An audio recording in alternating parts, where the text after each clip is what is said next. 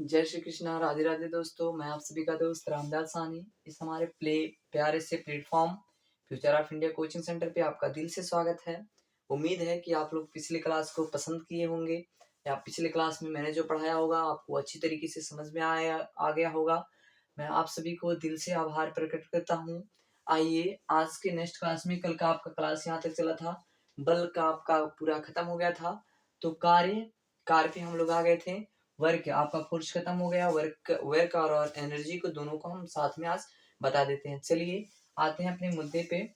ये सब आपको रिवाइज कर लेना चाहिए, नंबर वाइज नंबर रिवाइज करते रहिए। बल क्या होते हैं, बल कितने प्रकार के होते हैं, ठीक है। उसके बाद आगे आ जाइए,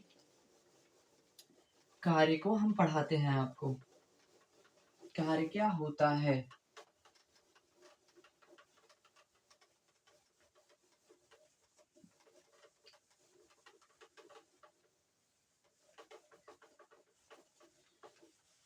चलिए वर्क पढ़ते हैं। वर्क कार्य, हम लोग कार्य के बारे में पढ़ते हैं। कार्य क्या होता है भैया? कार्य कार्य हमारा वह साधन होता है जो किसी वस्तु को एक स्थान से उठा के दूसरे स्थान पर ले जाके क्या कर देता हो? स्थापित कर देता हो। हाँ, स्थित कर देता हो। उसे हम लोग क्या कहते हैं? कार्य करते हैं। कार्य कहते हैं। कार्य वह साधन है जो किसी एक वस्तु को या किसी भी एक मतलब जैसे कि कोई भी पदार्थ हो गया। जैसे कि मैं ये हूँ, मेरा डस्टर है, मैं यहाँ पे रखा हुआ है। इसे मैं उठा के यहाँ से यहाँ ले जाके क्या कर दूं? स्थापित कर दूं या रख दूं। तो इसे हम लोग क्या कहेंगे? कार्य कहेंगे। कि एकदम विपरीत है। कार्य हमारा वह साधन होता है जो किसी एक वस्तु को एक स्थान से उठा के दूसरे स्थान पे, एक स्थान से दूसरे स्थान पे क्या कर देता हो? स्थापित कर देता हो। हमारा वह क्या कहलाता है? कार्य कहलाता है। ठीक। कार्य हमारा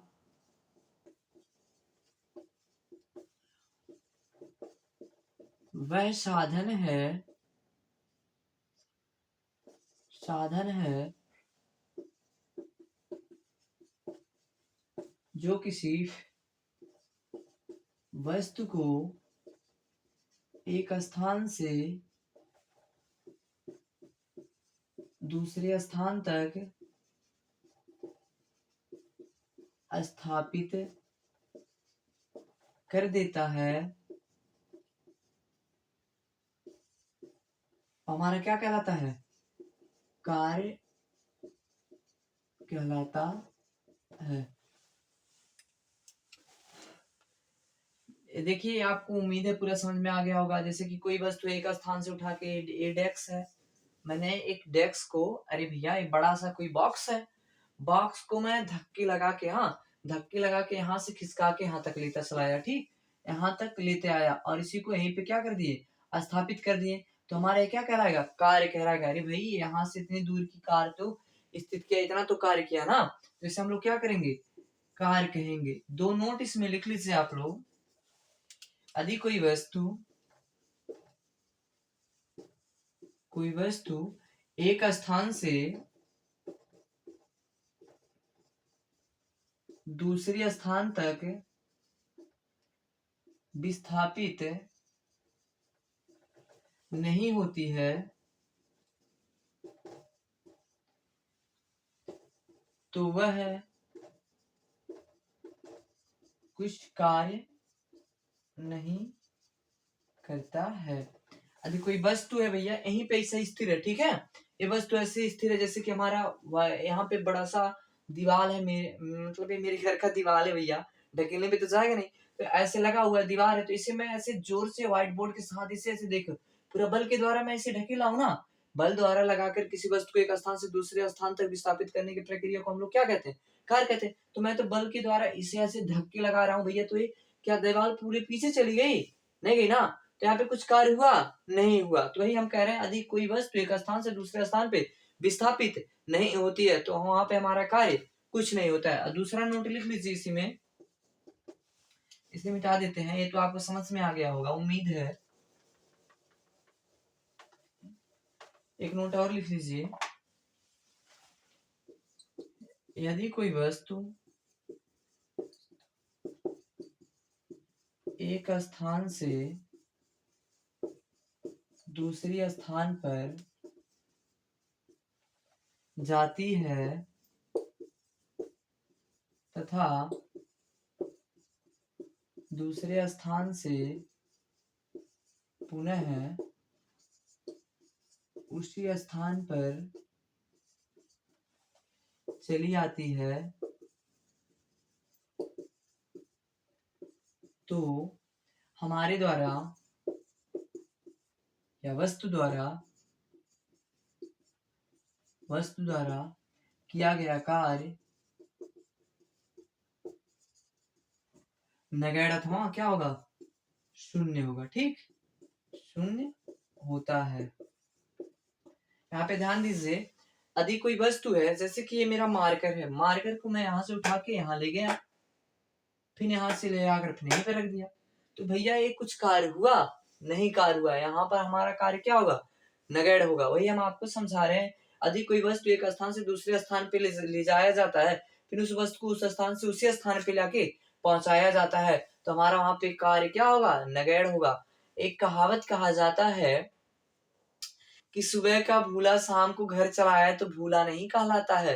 एकदम सेम पीछे पे बनता है।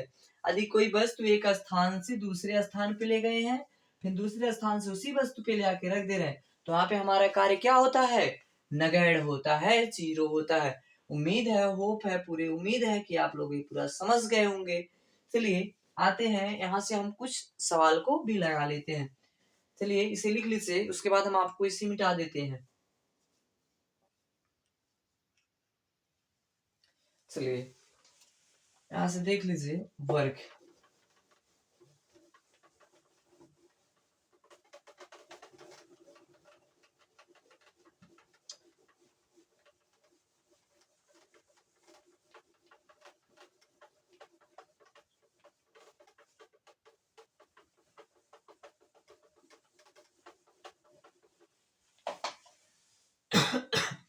देखिए यहाँ पे आप लोग लिख लीजिए, कार का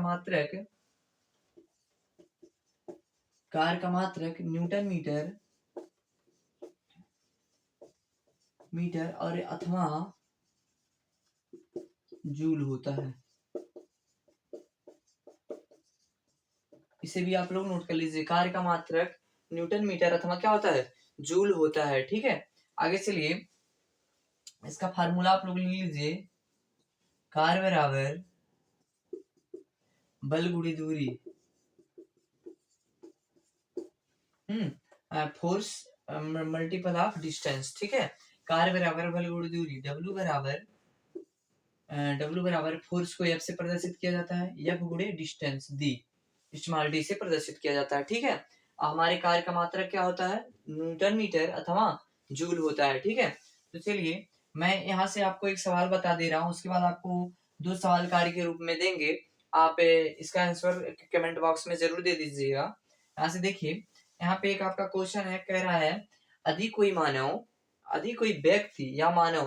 व्यक्ति एक वस्तु को 15 किलोमीटर, यदि कोई व्यक्ति एक वस्तु को 15 किलोमीटर दूर 30 न्यूटन के बल से ले जाता है, 30 न्यूटन के बल से ले जाता है, तो व्यक्ति द्वारा किया गया कार्य बताइए। डब्ल्यू बराबर क्या कह रहा है, वाट कर रहा है, तो 15 किलोमीटर भैया डी, देखिए डिस्टेंस का मान कितना आया, 15 किलोमीटर ले गया, तो उसका मान कितना आया, डी आया, और उसने बल कितने लगाए, एफ फोर्स, हाँ बल का मात्रक न्यूटन होता है, तो उन्होंने फोर्स कितना लगाया, 30 न्यूटन का बल लगाया। तो हमसे क्या पूछ रहे हैं, वर्क पूछ रहे हैं, एकदम वेरी इजी है। अपने टॉपिक पे आते हैं, डब्ल्यू बराबर यही पूछ रहे हो तो डब्ल्यू बराबर वाट रख देते हैं, उसके बाद फोर्स का मान कितना दिए 30, ठीक, और गुणे, और यहाँ पे देखिए डी का मान कितना दिए 15, ठीक 15 दिए। अब एकदम वेरी इजी है, 15 दिए आपका क्या कितना होता है 75, 15 दिए 75, जीरो पीछे बढ़ा दीजिए, और यहाँ पे डब्ल्यू, आपका आंसर हो गया। लेकिन यहाँ पे आपका आंसर पूर्ण नहीं होगा, ठीक, क्यों नहीं होगा, क्योंकि आप इसका डब्ल्यू का कार्य का मात्रक लिखे नहीं लिखे, जब तक मात्रक नहीं लिखा जाता तब तक आपका आंसर गलत रहता है। यहाँ से देखिए डब्ल्यू का मात्रक क्या होता है, हम क्या आपको बताए हैं, न्यूटन मीटर अथवा जूल होता है। ठीक है, तो यहाँ पे आप लोग कितने जूल लिख दीजिए अथवा न्यूटन मीटर लिख दीजिए, दोनों आपस सही हो जाएगा। ठीक है, इस प्रकार से हमारे सवाल लगाए जाते हैं। और यहाँ पे देखिए, जैसे कि आपने डी बराबर 15 किलोमीटर लिखा या बराबर 30 न्यूटन लिखा, तो यहाँ पे सवाल लगाते समय यहाँ पे यदि आप यहाँ पे 30 न्यूटन और 15 किलोमीटर लिखते हैं तो आपका सवाल गलत हो जाता है, क्योंकि गलत नहीं होता हालांकि, लेकिन आप लोग यहाँ पे देखिए इसे मात्रक को नहीं लिखा जाता है। ठीक है, आगे चलिए, उम्मीद है कि आपको पूरा सवाल समझ में आ गया होगा। चलिए लिख लीजिए इसे, और दो सवाल आप लोग नोट डाउन कर लीजिए। मैं दो सवाल आपको बता दे रहा हूं।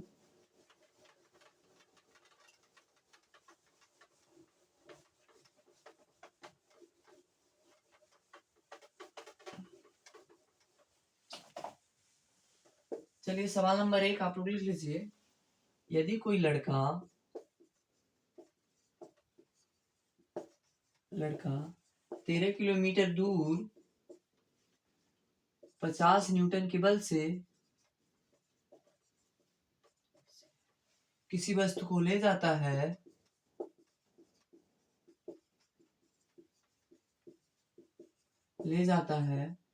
तो लड़के द्वारा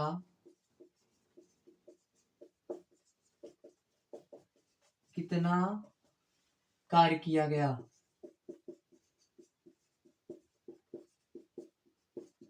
देखिए आप लोग इसका आंसर कमेंट बॉक्स में जरूर दीजिएगा, ठीक है।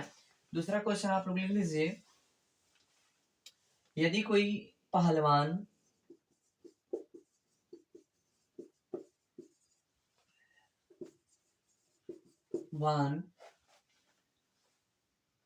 43 न्यूटन के बल से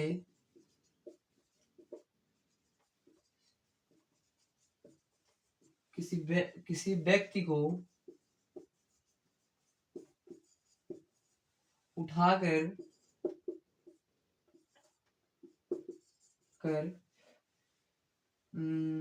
11 किलोमीटर ले जाता है,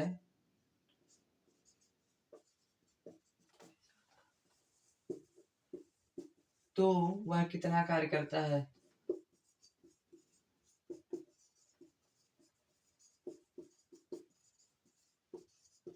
आप लोग इन दोनों क्वेश्चंस का आंसर कमेंट बॉक्स में जरूर दीजिएगा, ठीक है। चलिए इसे जल्द नोट कर लीजिए। उसके बाद हम लोग ऊर्जा आ जाते हैं, ऊर्जा पे आ जाते हैं। केवल आपका कार्य से संबंधित इतना ही था, छोटा सा क्लास था इसमें। उसके आगे हम आपको ऊर्जा को बता देते हैं, ठीक है। चलिए जल्द नोट कर लीजिए।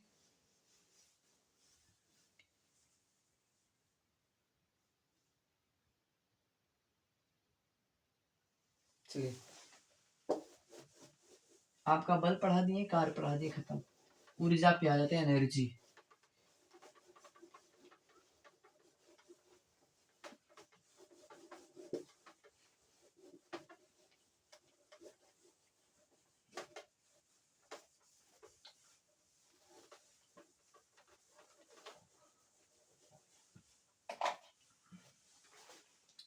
आ जाते हैं ऊर्जा, एनर्जी पे आ जाते हैं, ठीक। ऊर्जा, ऊर्जा क्या होता है भैया? कार्य करने की क्षमता को हम लोग क्या कहते हैं? ऊर्जा कहते हैं, ठीक है। कार्य करने की क्षमता को ऊर्जा कहते हैं। जैसे कि देखिए मैं यहाँ से लमसम 2.5-3 घंटे से मैं अपना वीडियो बना रहा हूँ, तो भैया इतने देर तक खड़े हैं तो हमारे अंदर एनर्जी है, तभी तो खड़े हैं ना। तो कार्य कार्य कर रहे हैं कि नहीं कर रहे हैं? कर रहे हैं ना। यहाँ पे देखो कुछ लिख रहे हैं, मिटा दे रहे हैं ना, तो कार्य कर रहे हैं ना। कि अरे भाई मैं तो जगह पे खड़ा हूँ, आगे पीछे तो हो रहा हूँ, तो मैं तो कुछ थोड़े आगे जा रहा हूँ, फिर पीछे चला जा रहा हूँ, अपने स्थान पे स्थित हो जा रहा हूँ। तो मैंने कार्य किया? नहीं, कार्य नहीं किया। कार्य का मतलब कार्य का मन कितना हो जाएगा? नगण्य हो जाता है, शून्य हो जाता है। तो आगे देखिए, कार्य, ऊर्जा क्या होता है? कार्य करने की क्षमता को हम लोग क्या कहते हैं? एनर्जी कहते हैं। कार्य करने की क्षमता को ऊर्जा कहते हैं। कार्य करने की क्षमता को हम लोग क्या कहते हैं? ऊर्जा कहते हैं। अब आप लोग बताइए, क्या जैसे कि हम लोग को ऊर्जा कहाँ से मिलती है? हम लोग कार्य करने के लिए ऊर्जा कहाँ से मिलती है? भोजन से मिलती है। भोजन को ग्रहण करते हैं तो हमारे अंदर ऊर्जा आ जाती है। तो इसी प्रकार से आप लोग ये बताइए, हमारे वाहन जो होते हैं, वाहन मोटरसाइकिल वगैरह जो होता है, क्या उसे भोजन की आवश्यकता होती है कि नहीं होती है? होती है, वेरी गुड। जैसे वो देखते हैं कि जब आप लोग बाइक वगैरह को भैया, हाँ ऐसे बाइक वगैरह को लेकर जाते हैं, स्पीड तो भैया बहुत तेज रहती है आप लोग की, और जब तेल खत्म हो जाता है तो क्या हो जाता है? यहीं पे स्थिर हो जाते हैं, हाँ बेचारे ऐसे मुंह बनाकर बैठ जाते हैं। तो यहाँ पे देखिए, एक तो कार्य कर रहा है, यहाँ से ये आप लोग यहाँ पे थे, यहाँ से यहाँ तक आए, कार्य किए कि नहीं किए? किए। तो इसके अंदर कुछ क्षमता थी ना कार्य करने की। पेट्रोल आपने इसमें डाला था, हाँ डीजल वाला वाहन हो गया या पेट्रोल हो गया, तो आपने इसमें फिल किया था ना, तभी तो यहाँ तक गया ना, तो इसे भोजन मिला था ना। देखिए आपके मूल उद्देश्य क्या होता है, आपके अंदर जब जब तक ले ताकत रहेगा तभी तो आप कार्य करेंगे ना। तो कार्य करने की क्षमता को हम लोग क्या कहते हैं, ऊर्जा कहते हैं। होप उम्मीद है कि आप लोग के समझ में आ गया होगा। चलिए ऊर्जा के प्रकार देखिए, हम ऊर्जा कितने प्रकार के होते हैं इसके बारे में हम आपको बताते हैं। नंबर वाइज नंबर आप लोग लिख लीजिए। एक कार्य का डिफिनेशन आप लोग लिख लीजिए, ऊर्जा का डिफिनेशन आप लोग लिख लीजिए। चलिए हम आपको पहला बताते हैं, गतिज ऊर्जा। ठीक, गतिज ऊर्जा। दूसरा लिख लीजिए स्थितिज ऊर्जा। चौथा लिख लीजिए, तीसरा लिख लीजिए रासायनिक ऊर्जा। चौथा लिख लीजिए आप लोग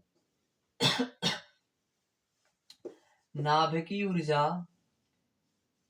नाभिकीय।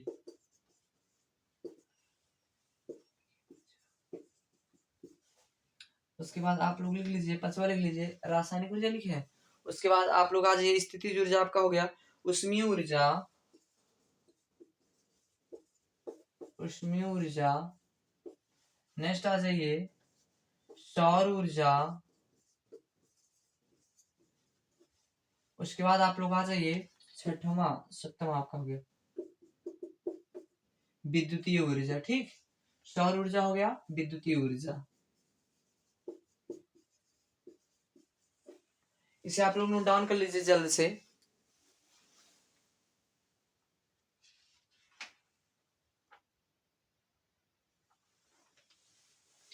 चलिए यहाँ पे देखिए, आपका ये वीडियो ज्यादा लॉन्ग हो जाएगा, लेकिन हम आप लोग को नंबर वाइज नंबर बता दे रहे हैं। ठीक है, आप लोग देख लीजिए पहला आपका गतिज ऊर्जा। गतिज ऊर्जा क्या होता है? गतिमान वस्तुओं द्वारा, जैसे कि कोई भी आपके पास गतिमान वस्तु है, ठीक है, कोई भी गतिशील वस्तु द्वारा लगाई गई ऊर्जा। हाँ, गतिशील, जैसे कि कोई वस्तु है गति कर रहा, ठीक है, उसमें एनर्जी होती है कि नहीं होती है? होती है। गतिशील ऊर्जा को ही, गतिमान ऊर्जा को ही हम लोग कौन सी ऊर्जा कहते हैं? गतिज ऊर्जा कहते हैं। ठीक है, होप उम्मीद है कि आप लोग समझ गए होंगे। जैसे कि आपकी कोई वाहन है, गतिमान है, गति कर रही है ना, तो उसमें ऊर्जा लगाए कि नहीं लगाया? लगा, तो उसे हम लोग कौन सी ऊर्जा कहते हैं? गतिज ऊर्जा कहते हैं। दूसरा देख लीजिए हमारा कौन सा ऊर्जा है? स्थितिज ऊर्जा। आपकी जो स्थितिज ऊर्जा होती है ये विद्युत की संचित ऊर्जा होती है। संचित का मतलब क्या होता है? ग्रहण करना, किसी वस्तु को अपनी तरफ क्या करना? ग्रहण करना। जो वस्तु कोई भी ऊर्जा को अपनी तरफ ग्रहण कर लेती है, जैसे कि हमारा स्थितिज ऊर्जा होता है वस्तुओं को ऊर्जा का ग्रहण, ऊर्जा का संचित करने वाली ऊर्जा को ही हम लोग कौन सी ऊर्जा कहते हैं? स्थितिज ऊर्जा कहते हैं। देखिए ये हम ऐसे आपको नंबर वाइज नंबर बता दे रहे हैं, आप लोग समझ जाइएगा, नोट डाउन कर लीजिएगा। इसे लिख करके मतलब पोज करके आप लोग नोट डाउन कर लीजिएगा। उसके बाद आ जाइए रासायनिक ऊर्जा। आपका क्या होता है? बल्ब वगैरह होता है, बल्ब देखे हैं, बैटरी वगैरह देखे हैं, इसके द्वारा संचित कर लेता है ऊर्जा को। संचित करने के बाद आप लोग बल्ब वगैरह के द्वारा किसी भी मतलब सेल के द्वारा उसके बाद बल्ब को जलाते हैं कि नहीं जलाते हैं? जलाते हैं। तो ये भी आपका जो होता है रासायनिक ऊर्जा भी आपका क्या होता है? रासायनिक ऊर्जा जो आपका होता है ये भी आपके ये संचित ऊर्जा का ही एक रूप होता है, जो आपके केमिकल वगैरह के द्वारा बनाए जाते हैं, जिनके अंदर एनर्जी को स्टोर करके रखा जाता है। ठीक है, एनर्जी कोई भी, अरे भाई आपके घर में सेल होगा, बैटरी वाला सेल, उसमें देखते हो रासायनिक पदार्थ भरे होते हैं, उसमें जिंक जस्ता, जिसे जस्ता कोई जिंक कहा जाता है, 30 परमाणु क्रमांक वाला है, उसमें सभी का लेप लगाया जाता है, सिल्वर वगैरह उसी में कॉपर वगैरह भर दिया जाता है, बीच में उसका कोक भर दिया जाता है। ठीक है, ऐसी तरीके से उसे विस्थापित कर दिया जाता है, और इसी में जाके हमारी ऊर्जा रासायनिक, ये भाई रसायन के द्वारा तो बना है, रासायनिक पदार्थों के द्वारा, तो इसी में जो ऊर्जा संचित होती है उसी को हम लोग को कौन सी ऊर्जा बोलते हैं? रासायनिक ऊर्जा बोलते हैं। नेक्स्ट चलिए नाभिकीय ऊर्जा। नाभिकीय ऊर्जा, नाभिक के द्वारा विखंडित ऊर्जा को, जैसे आपका बड़ा सा नाभिक है, जब ये विखंडित होता है, टूटता है, तो इसमें से जानते हैं अपार ऊर्जा, मतलब बहुत ज्यादा ऊर्जा, बहुत बड़े बड़े ऊर्जा में क्या होता है? विखंडित हो जाता है, टूट जाता है, तो इसे हम लोग को कौन सी ऊर्जा कहते हैं? नाभिकीय ऊर्जा कहते हैं। आगे चलिए उष्मीय ऊर्जा। उष्मा के द्वारा उत्पन्न अपार ऊर्जा को, उष्मा के द्वारा देखिए कोई भी वस्तु होगा, जैसे कि सूर्य का प्रकाश है ना, सूर्य के प्रकाश से जब हमारे किसी भी कोई भी वस्तु है, जैसे कि आप लोग जलाते हैं, सूर्य के प्रकाश को ना समझिए, कोई भी पदार्थ होता है उसे आप लोग जलाते हैं, जलाने के बाद देखते हैं उसमें कुछ स्टोरेंस हो जाते हैं, उसके बाद देखते हैं आप लोग हाथ वगैरह को सेकते हैं तो देखते हैं उसमें से उष्मा ज्यादा पदार्थ में निकलता है कि नहीं निकलता है? निकलता है, तो हमारा वही कौन सी ऊर्जा कहलाता है? उसमें ऊर्जा। फॉर एग्जाम्पल आपका बल्ब होता है, जो सफेद वाला बल्ब नहीं है, रेड वाला जो बल्ब आता था तो उसमें से देखते थे ऊर्जा, कुछ अपार ऊर्जा निकलती थी, प्रकाश भी था उसमें। ये दूसरे भी मैटर में जाता है, आपको जब हम लाइट पढ़ाएंगे तो उसमें अच्छी तरीके से, पूरी तरीके से अच्छे से समझा देंगे। तो वहां पे भी हमारा कौन सा ऊर्जा आता है, ऊष्मीय ऊर्जा आता है। ठीक, आगे चलिए, नेक्स्ट चलिए, सौर ऊर्जा। सूर्य के द्वारा प्राप्त ऊर्जा को हम कौन सा ऊर्जा कहते हैं, सौर ऊर्जा। जैसे कि आपके घरों में सोलर लाइट लगा होगा कि नहीं लगा होगा, लगा होगा। ठीक है, अच्छी तरीके से आप लोग देख लीजिएगा, वहां पे सोलर मतलब सूर्य के द्वारा प्राप्त ऊर्जा को हम लोग कौन सी ऊर्जा कहते हैं, सौर ऊर्जा कहते हैं। जैसे सोलर लाइट हो गया, ऐसे एग्जांपल आप लोग लेते रहिएगा। उसके बाद आ जाए विद्युत ऊर्जा। विद्युत द्वारा उत्पन्न ऊर्जा को देखते हैं, जब दो तारों को आपस में करंट को सटाते हैं, कुछ चिंगारी वगैरह निकलता है जोर से, हाँ, उसी को हम लोग कौन सी ऊर्जा कहते हैं, विद्युत ऊर्जा कहते हैं। विद्युत द्वारा उत्पन्न ऊर्जा को कौन सा ऊर्जा कहते हैं, विद्युतीय ऊर्जा कहते हैं। ठीक है, उम्मीद है आप लोग को पूरे अच्छी तरीके से हमारे सेशन को समझ में आ गया होगा जी। धन्यवाद। हमारे future of India coaching centre से जुड़ने के लिए धन्यवाद। प्यारे से हमारा future of India coaching centre को आगे बढ़ाइए। आप लोग का ध्यान प्यार बना रहे अच्छी तरीके से इस दयाल सर पे। ठीक है, कमेंट कीजिए, 2 क्वेश्चन हम आपको दिए उसका आंसर जरूर बताइएगा। ठीक, धन्यवाद। मिलते हैं नेक्स्ट वीडियो में नेक्स्ट टॉपिक के साथ।